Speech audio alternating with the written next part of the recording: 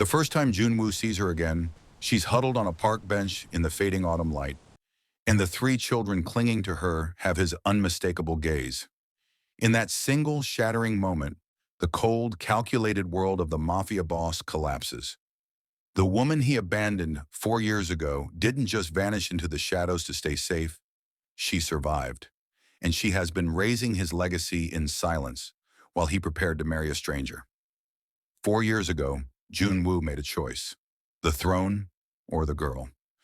Born into a world where love is a lethal liability, he severed his ties with Viola Davis, believing that a clean break was the only way to shield her from the crosshairs of his enemies. He chose the protection of distance, leaving Viola to walk away shattered and alone, unaware that she was carrying the weight of their shared future. Now, fate has staged a cruel reunion in the most public of places. Viola is a shadow of the woman he once knew, exhausted, defiant, and fiercely protective of Kyla, Simon, and Felicity. She is fighting a losing battle against poverty and a state system that threatens to tear her family apart. Joon Woo stands before her as a man of absolute power, trapped in an arranged engagement that would secure his empire but finalize the death of his heart. Between them lies 4 years of unforgivable silence, a mountain of debt, and three innocent lives that prove Joon Woo's protection was the greatest lie he ever told. The game has changed, and for the first time in his life, the boss is no longer the one in control. The golden light of the park was still burning behind Joon Woo's eyelids as he sat in the leather-bound silence of his private study. Beside him, the engagement ring on Hana's finger had looked like a cold, hard shackle, but the image of Viola on that bench, surrounded by three small, living echoes of himself, felt like a jagged blade to the chest. He didn't hear the door open. He only sensed the presence of Minho, his most trusted operative, standing at the edge of the desk. "I need everything," Joon Woo said, his voice a low, dangerous rasp that hadn't been used for business in years. "Not just where she lives. I want to know why she looks like she hasn't slept in 4 years. I want to know why she's wearing a uniform for a job that doesn't exist anymore." Minho placed a thick, manila envelope on the mahogany surface. He didn't ask questions. In their world, curiosity was a death sentence, but loyalty was absolute. "It wasn't hard to find her, sir. So she hasn't been hiding. She's just been surviving." Joon Woo's fingers trembled slightly as he slid the first photo out. It wasn't a professional shot. It was a grainy surveillance capture from a grocery store. Viola was balancing a toddler on her hip while two others clung to her legs. She was counting crumpled bills at the register, her face etched with a weary, quiet dignity that made his heart ache. "The children," Joon Woo breathed, his thumb tracing the edges of the photo. "Triplets," Minho confirmed. "Born 7 months after you terminated the relationship. Their names are Kyla, Simon, and Felicity. They are 3.5 years old." The names felt like a prayer and a curse all at once. Kyla, Simon, Felicity. He repeated them internally, anchoring them to his soul. As he flipped through the documents, so the protection he thought he had provided by leaving her began to look like a slow-motion execution. The paper trail was a map of misery. He saw the eviction notices, 3 in the last year alone. He saw the medical bills for Simon's asthma and the mounting debt from a failed catering business. Viola hadn't just been alone. She had been drowning in a sea of red ink while he sat in high-rise boardrooms discussing wedding flowers and territorial expansions. The final document in the pile was the most devastating: a formal notice from the Department of Children and Family Services. An anonymous tip had flagged her unstable living conditions. They were investigating her. They were looking for a reason to take Kyla, Simon, and Felicity away because she couldn't afford a 2-bedroom apartment in a safe zip code. Joon Woo stood up so abruptly his chair skidded across the hardwood. The rage that filled him wasn't the cold, calculated anger of a mafia boss. It was the white-hot fury of a father who had realized his own cowardice had put his blood in the line of fire. "She's at the apartment on 4th Street?" Joon Woo asked, grabbing his charcoal coat. "The landlord is there now, sir, with a marshal." Joon Woo didn't wait for the elevator. He headed for the stairs, his mind racing faster than his pulse. He had spent 4 years playing a role, convinced that his absence was her safety. But as he looked at the names of his children one last time, he knew the era of protecting them from a distance was over.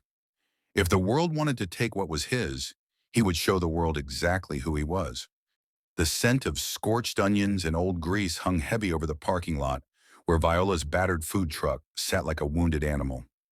Joon Woo watched from the window of his idling sedan, his chest tightening as he observed the rhythm of her struggle. This wasn't the woman who used to laugh into his neck until the sun came up. This was a soldier. She moved with a frantic, mechanical efficiency, flipping burgers with one hand while using the other to hand a juice box to Felicity, who was perched on a milk crate behind the counter. When the last customer drifted away, Joon Woo stepped out of the car. The click of his Italian leather shoes on the asphalt seemed to pierce the humid afternoon air. Viola didn't look up at first, busy wiping down the stainless steel prep table. "We're closed," she said, her voice raspy and exhausted. "Ah, Viola." The rag stopped mid-stroke. She froze, her shoulders bunching beneath the faded fabric of her shirt. When she finally turned, her eyes weren't filled with the longing Joon Woo had foolishly hoped for. They were twin pools of liquid fire. "You have 10 seconds to get back in that car before I call the police," she whispered, the quietness of her voice more terrifying than a scream. "I saw you in the park." Joon Woo stepped closer, his hands held open in a gesture of peace that felt fraudulent, given the power he wielded. "I saw the children. Kyla, Simon, Felicity. Why didn't you tell me?" The laugh that broke from her throat was jagged, a sound of pure, unadulterated bitterness. She stepped out of the truck, moving toward him until they were inches apart. She smelled of wood smoke and sweat, a stark contrast to the expensive cologne clinging to his skin. "Tell you? Tell the man who sent a courier to my door with a check and a good luck note? Tell the man who told me I was a distraction his family couldn't afford?" She poked a finger hard into his chest, each word punctuating a bruise on his soul. "I spent the first year of their lives in a shelter, Joon Woo. Simon was born with lungs so weak I spent 6 months sleeping in a hospital chair because I was terrified he'd stop breathing and I wouldn't be there to hear it. I did it to keep you safe," he insisted, though the words felt hollow even to him. "My father's enemies." "Safe?" she hissed, her eyes darting to the truck where the children were now watching, wide-eyed and silent. "I worked 3 jobs while carrying 20 pounds of baby weight. I skipped meals so they could have formula.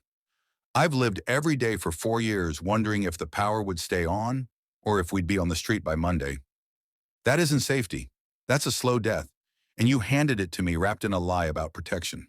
Joon Woo reached out to touch her arm, but she recoiled as if his hand were white-hot iron. The distance between them wasn't just 4 years.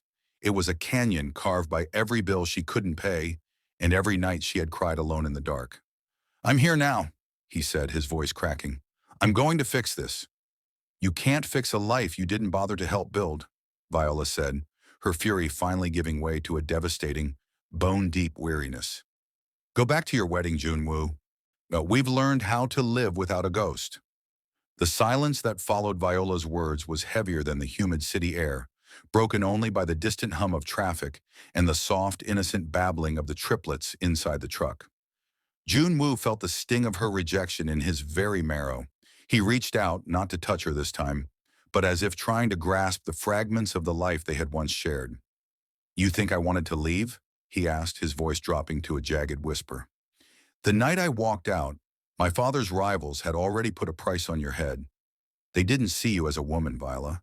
They saw you as a target, a way to break me before I could take the seat. I spent 3 months cleaning blood off my hands just to ensure no one would follow you when you left." He took a step forward, his eyes pleading for a shred of the understanding they used to have. "I chose to be the villain in your story so you could stay alive to tell it. Every threat I neutralized, every war I started, it was all to build a wall between my world and yours. I thought if I stayed away, the danger stayed away." Viola didn't flinch. She stood her ground, her gaze fixed on the man she had once trusted with her soul. "Safety isn't just the absence of a bullet, Joon Woo. You protected me from your enemies, but who was supposed to protect me from you? Who was supposed to protect those babies from hunger? From the fear of seeing their mother break down every night because she didn't know how to keep a roof over their heads? She stepped closer, her voice trembling with a decade's worth of unshed tears. You made a unilateral decision. You decided that my life was better spent in poverty and loneliness than with you. You didn't give me a choice. You didn't ask me if I was willing to fight by your side. You just decided I wasn't worth the risk of staying. I did it because I loved you, he argued, the words feeling brittle and inadequate. No, she snapped, the words sharp enough to draw blood. You did it because it was easier for you to live with me hating you than with the guilt of me being hurt. You didn't protect me, Joon Woo. You threw me away like garbage when the cost of keeping me got too high. You traded us for your throne, and now you want to come back and play the hero?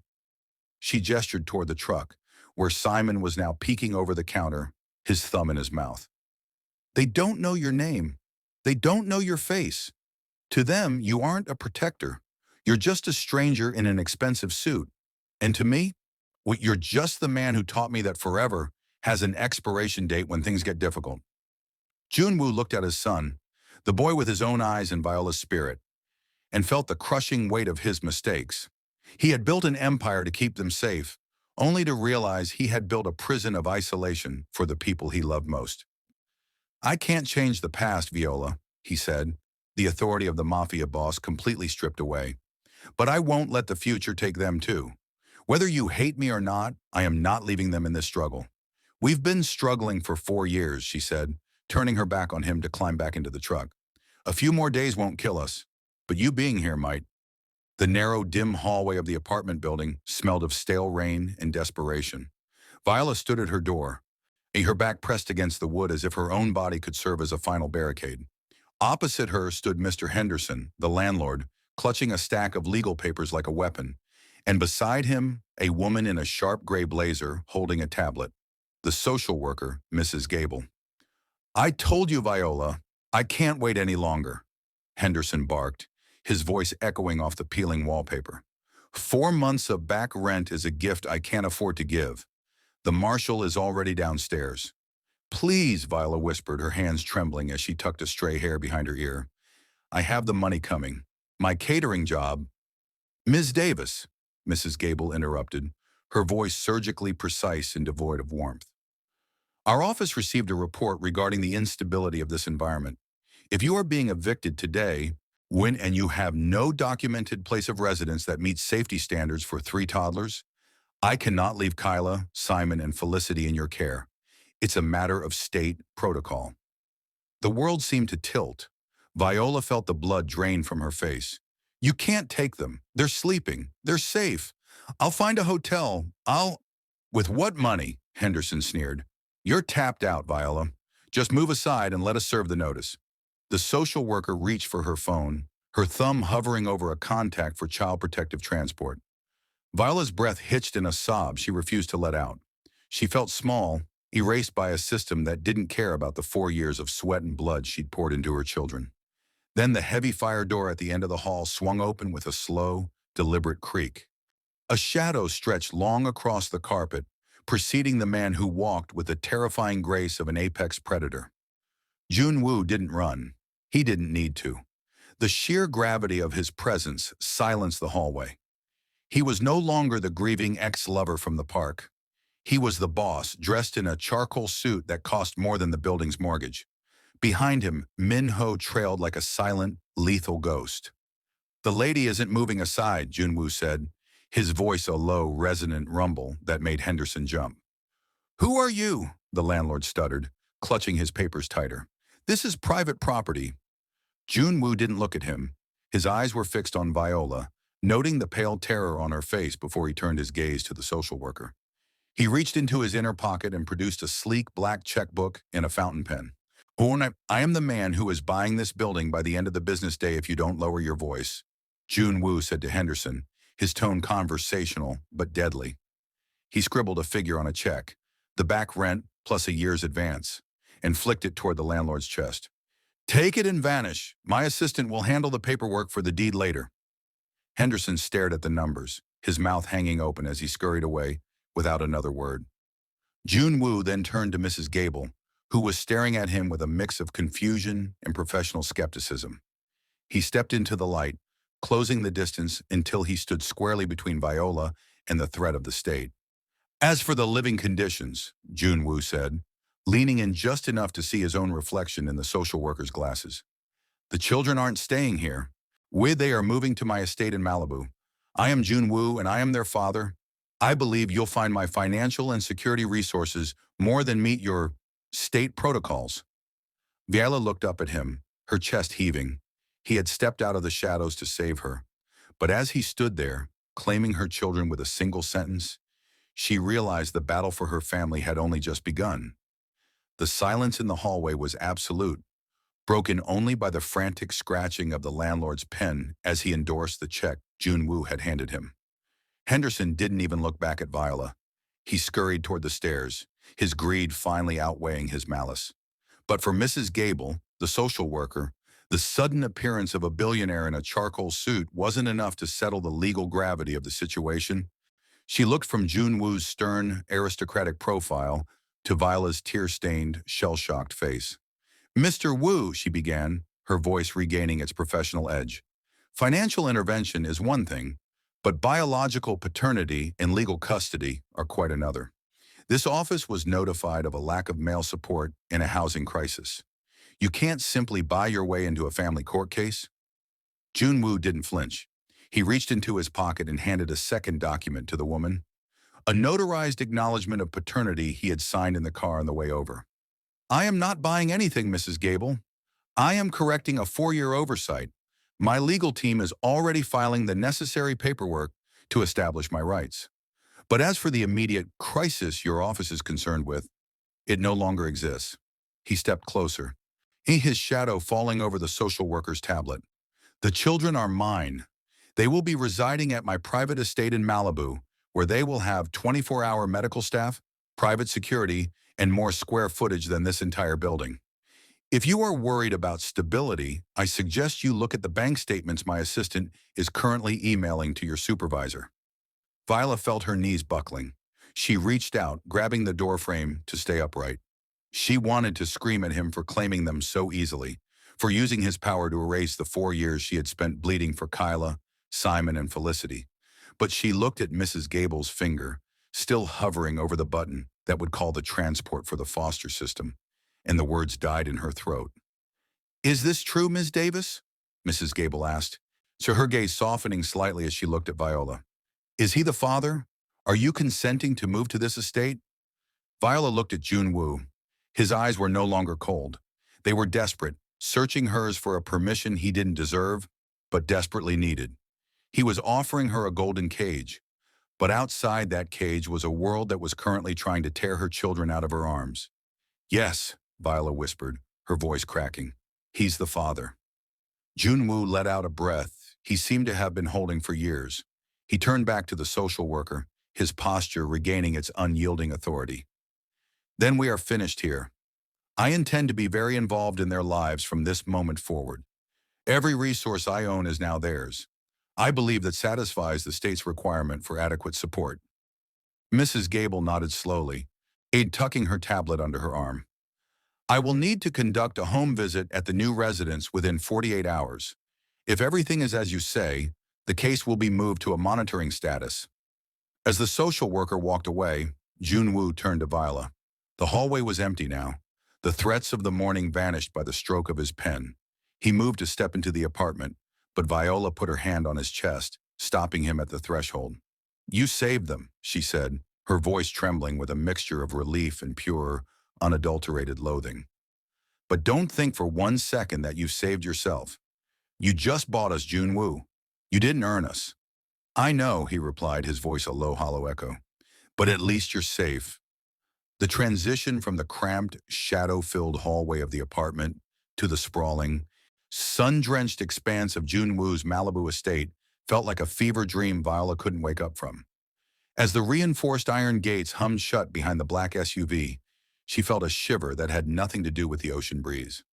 Kyla, Simon, and Felicity were pressed against the tinted windows, their small breasts fogging the glass as they stared at the manicured lawns and the shimmering blue of the infinity pool. To them, it was a palace. To Viola, it was a fortress built on the very blood money she had spent 4 years trying to outrun. Joon Woo led them not to the main house, but to a guest villa perched on a cliff's edge, overlooking the Pacific. It was a masterpiece of glass and stone, filled with soft linens, stocked pantries, and three brand-new cherrywood cribs that smelled of fresh sawdust and money. Nara, the kitchen is fully equipped, Joon Woo said, his voice unusually soft as he watched Simon tentatively touch a silk throw pillow. There are cleaners who will come twice a week and a security detail stationed at the perimeter. They won't interfere with your privacy, Viola. They are only here to ensure that no one, not the landlord, not the state, and certainly not my enemies, ever touches you again. Viola stood in the center of the vaulted living room, her hands tucked into the pockets of her worn jeans. She felt like a smudge of charcoal on a pristine white canvas. The contrast was humiliating. She looked at her 3 suitcases and 2 cardboard boxes sitting by the door, the sum total of her life's work, and then back at the man who had conjured this reality with a single phone call. "You think this fixes it?" she said, her voice flat, cutting through the serene atmosphere of the villa. "You think if you wrap us in enough silk and stone, I'll forget why we're here?" Joon Woo turned to face her, the sharp silhouette of his suit framed by the crashing waves behind the glass. I think it keeps the children from being wards of the state. I think it gives Simon the air filter he needs for his asthma, and Kyla a yard where she doesn't have to dodge broken glass. It's a cage, Joon Woo." She stepped toward him, her eyes hard and dry. "A beautiful, golden cage. I am here because you held a gun to my head. Not a real one, but the threat of losing my babies. That is the only reason I'm under your roof." Joon Woo winced, a flicker of genuine pain crossing his stoic features. He reached out as if to tuck a loose curl behind her ear, but stopped himself, his hand hovering in the empty air between them. "I will do whatever it takes to earn a different title in your eyes," he whispered. "Then hear me clearly," Viola said, her voice vibrating with a sudden, fierce clarity. "I will eat your food, and I will let my children sleep in your beds, and I will use your name to keep the social worker happy. But I am not your wife, I am not your girlfriend, and I am certainly not your friend. This doesn't change anything between us. You are still the man who left me to drown, and I am still the woman who learned how to swim. Don't expect me to thank you for the water." She turned her back on him, picking up Felicity and heading toward the bedrooms. Joon Woo stood alone in the center of the room, the sound of the ocean filling the silence she left behind. He had the family back within his walls, but as he looked at Viola's retreating form, he realized he had never been further away from her heart. The first morning at the estate was a symphony of chaos and expensive porcelain. The triplets, usually confined to a small living space where every movement was restricted, treated the guest villa like a newly discovered continent. Simon was currently captivated by the high-tech bidet in the marble bathroom, while Kyla had discovered that the plush Persian rug in the hallway was the perfect surface for somersaults. Joon Woo stood in the doorway, his usual silk tie loosened and his sleeves rolled up, watching them with a mixture of terror and awe.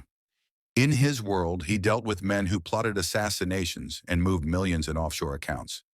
He knew how to read a betrayal in a flicker of an eye, but he had no idea what to do with a 3-year-old offering him a sticky, half-eaten graham cracker. "Simon, don't touch that button," he started, but it was too late. A jet of water shot into the air, and the boy shrieked with delight, splashing in the overflow. Joon Woo lunged forward, catching the toddler before he could slip on the wet marble. As he hauled the dripping boy into his arms, Simon's small, wet hands clamped onto Joon Woo's neck. "Funny, Daddy," Simon giggled, pressing his face against Joon Woo's shoulder. The word hit Joon Woo harder than any physical blow he'd ever taken. Daddy. It was a title he hadn't earned, a word that felt too heavy for his heart to hold. He stood frozen in the bathroom, the cold water soaking into his custom-tailored shirt, feeling the rhythmic thump of a heart that was half his own. For a second, the boss, who commanded respect through fear, vanished, replaced by a man who was terrified he might break the fragile creature in his arms. Viola appeared in the doorway, a stack of fresh towels in her arms. She stopped, her eyes taking in the sight of the most feared man in the city being used as a human climbing post. Her expression softened for a fleeting second before the mask of guarded neutrality returned. "He thinks you're a toy," she said quietly, reaching out to take Simon from him. "He doesn't understand that people are supposed to be afraid of you." I don't want him to be afraid, Joon Woo said, his voice unusually thick. He wiped a stray droplet of water from his cheek, looking at the two little girls who had now joined the fray, tugging at his trouser legs. Daddy, hungry, Felicity demanded, her dark almond-shaped eyes exactly like his mother's, staring up at him with absolute expectation. Joon Woo looked at Viola, helpless. He could orchestrate a hostile takeover in an afternoon, but he didn't know how to make oatmeal. I'll have the chef prepare. No, Viola interrupted, her voice firm. They don't need a chef, Joon Woo. They need a father who knows how to fix a bowl of cereal without calling a board meeting. She walked past him into the kitchen, the children trailing after her like a row of ducklings. Joon Woo followed, feeling smaller in his own mansion than he ever had in the streets. He sat at the breakfast bar, watching Viola move with the easy grace of a mother who had done this 1,000 times alone. As he sat there, his phone vibrated in his pocket, a text from his subordinates about a shipment in the harbor. He looked at the screen, then at Kyla, who was currently trying to climb into his lap with a picture book. He silenced the phone and tucked it away. The boss could wait. The father had a story to read. And the air in the main estate's formal dining room was thick with the scent of lilies and the cold, sharp edge of a brewing storm. Hana sat at the head of the table, her posture perfect, her expression as polished as the diamond on her finger. To her left sat the elders of the organization, men with gray hair and scarred souls who viewed marriage as a tactical maneuver and children as nothing more than bargaining chips. Joon Woo entered the room without the usual deference. He didn't sit. He stood at the foot of the table. The weight of the previous night, the feeling of Simon's damp hands and the look in Viola's eyes, acting as a shield against the intimidation he had been raised to fear. The wedding invitations have been sent to the Seoul offices, Hana said, her voice like silk over glass. But I hear you've been busy, Joon Woo. What? I hear the guest house is no longer empty. The wedding is canceled, Joon Woo said. The words fell into the room like heavy stones. The silence that followed was suffocating. One of the elders, a man named Park, who had known Joon Woo since he was a boy, narrowed his eyes.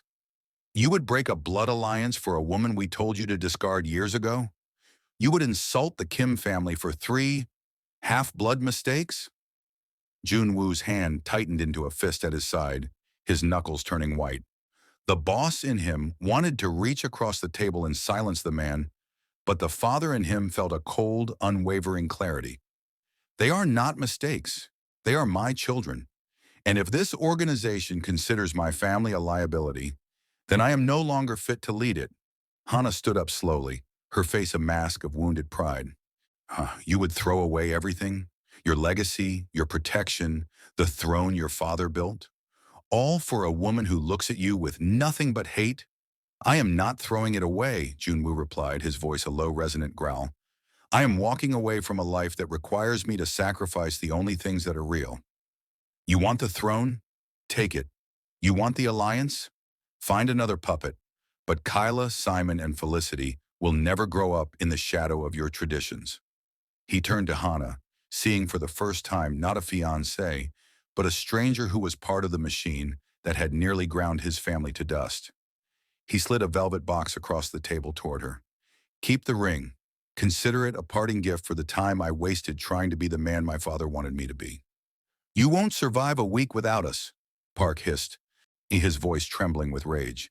The enemies you've made will come for them the moment they realize you no longer have the shield of the organization. Joon Woo paused at the door, looking back over his shoulder. The coldness in his gaze was enough to make even the elders recoil. I spent 4 years building walls to keep them safe from a distance. Imagine what I will do to anyone who comes near them, now that I'm standing at the gate. He walked out of the main house, the heavy oak doors thudding shut behind him.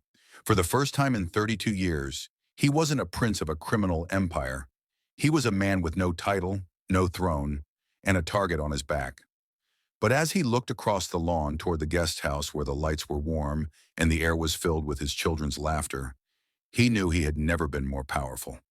The twilight over Malibu bled into a deep indigo velvet, and for the first time in his life, Joon Woo didn't feel the need to look over his shoulder. He stood on the deck of the guest villa, listening to the rhythmic, muffled sounds of a home in transition, the low hum of a baby monitor, the clicking of a latch, in the soft, tired sigh of a woman who had finally stopped running. Inside, the triplets were tucked into their new beds. Kyla had insisted on sleeping with one of Joon Woo's silk ties clutched in her hand, a strange trophy from her afternoon of climbing daddy. The house was quiet, but it wasn't the hollow, sterile silence of the main mansion. It was a silence filled with the weight of 4 years of unspoken words. Viola stepped out onto the deck, her silhouette framed by the golden glow of the living room. She had changed into a pair of oversized sweatpants and a t-shirt, her hair free from its tight bun. She looked vulnerable, but her eyes still held that sharp, defensive edge, the look of a mother who was always ready for the floor to drop out from under her. "They're asleep," she said, leaning against the railing but keeping a careful distance from him. "Thank you," Joon Woo replied. He turned to face her, the ocean breeze ruffling his hair. "For letting me be the one to carry Simon up the stairs." Viola looked out at the dark Pacific, the waves crashing against the cliffs below. "I didn't do it for you, Joon Woo. I did it because he looked at you like you were the son, and I couldn't be the one to tell him he was wrong. Not tonight." Joon Woo took a hesitant step closer, his hands resting on the cool metal of the railing. "Oh, and I know I can't erase the shelter, or the hospital chairs, or the nights you spent counting pennies. I know that sorry is a small, pathetic word for the debt I owe you." He paused, his voice dropping to a low, raw frequency. "But I'm not that man anymore. I walked away from the organization today. I gave up the seat." Viola turned to him then, her brow furrowing in genuine shock. "You did what?" "Joon Woo, that was your life. That was your protection." "No," he said firmly, meeting her gaze. "That was my cage. You and the children are my life. I spent years thinking I had to be a monster to keep you safe, but I realized today that the only thing I need to be is a father. I'm going to use every legal resource I have to build something clean for them. No more shadows. No more blood." He reached out, in his fingers brushing the back of her hand. This time she didn't pull away, though she didn't quite lean in. It was a beginning, a fragile hairline fracture in the wall she had built around her heart. "It's going to take a long time, Joon Woo," she whispered, her voice trembling. "I don't know if I can ever trust you again. Every time you walk through a door, I expect it to be the last time I see you. Then I'll just have to keep coming back," he promised, his eyes burning with a new kind of loyalty. "Every day, every morning. I'll spend the rest of my life proving that I'm not a ghost anymore. I'm staying, Viola. I'm finally fighting for the right things." The moon broke through the clouds, illuminating them both. Two people scarred by the past, standing on the edge of a vast, uncertain future. They weren't a family yet, not in the way the world defined it, but as they stood together in the quiet of the Malibu night, the foundation was finally set. The war with the outside world was just beginning, but for the first time, Joon Woo knew exactly what he was protecting. And this time, he wasn't doing it alone.